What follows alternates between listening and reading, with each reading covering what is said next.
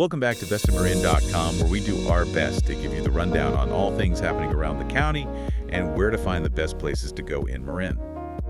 So today, our mission is a deep dive into Bolinas, a stunning coastal community of just under 1,500 people. Yeah, it really is a master class in visibility. Like, if you just casually try to drive there, you won't find a single directional sign on Highway 1. Not a single one. Not one. Okay, let's unpack this a bit because, think about your favorite quiet local coffee shop. Oh, sure. The second a spot like that blows up online, it's just completely ruined by crowds.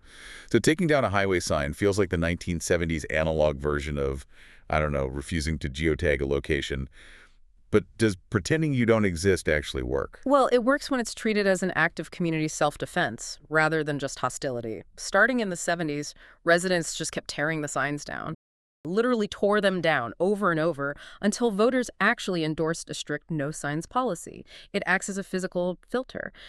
By keeping the roads unmarked, they ensure that anyone who visits is an intentional seeker. Right. You have to study map, find an unmarked turn, and truly want to be there. Exactly. Which tracks perfectly with the people who originally settled there. The 1960s hippies fleeing San Francisco, the New York poets. They were trying to protect a very specific, fragile culture. But, keeping casual tourists out has to have massive economic ripple effects, right? It does. But that's the fascinating trade-off. When you actively cut yourself off from the broader commercial grid, accountability changes. Wharf Road, which is basically their downtown, has 0 chain stores, no neon signs. Instead, the social anchor is Smiley's Schooner Saloon, which, by the way, has been pouring drinks since 1851. Oh, wow, that is old. Right. And because they don't rely on transient tourist dollars, you get these incredible experiments in trust, like the Gospel Flat farm stand. Okay, I need to push back on this for a second because I was looking into the details on Gospel Flat, and it sounds completely unworkable for today's world. You mean the honor system? Yes. It's an organic farm stand operating 24 hours a day on a Venmo honor system.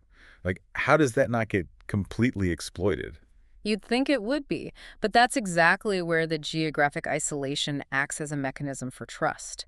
In a hidden town of less than 1,500 people, your reputation is your literal currency. So you can't just rip someone off and disappear into the crowd. Exactly. Mutual reliance is required to survive there. That intense collective spirit shows up constantly.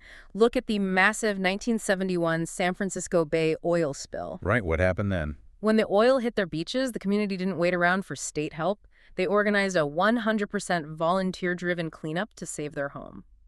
So they fiercely defend their space, but they also have a uniquely unhinged way of blowing off steam. Oh, you're talking about the tug of war. Yes.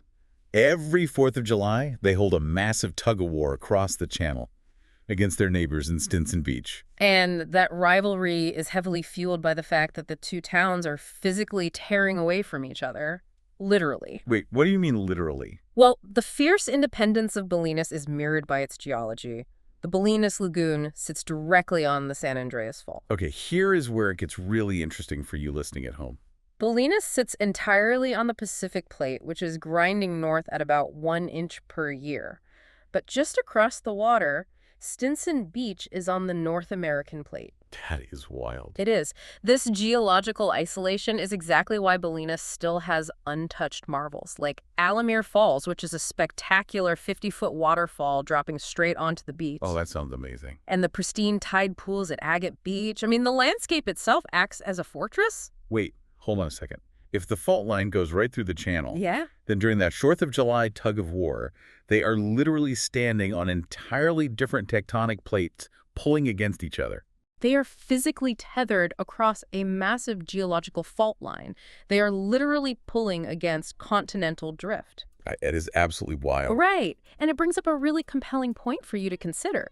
Bolinas has spent over 50 years pulling down road signs to protect its culture from the outside world. Yeah. But considering they're on a tectonic plate moving an inch a year north, geography itself might be the ultimate barrier. Can any place truly remain an unmarked secret forever? It really makes you wonder, if Bolinas eventually slides far enough up the coast to become its own completely detached island, will they finally be happy? Or does a community's fiercely independent identity actually depend on having an outside world to push back against? Don't forget to sign up to our email list for updates on our next episode and latest events. Until next time, we will catch you on bestofmarin.com.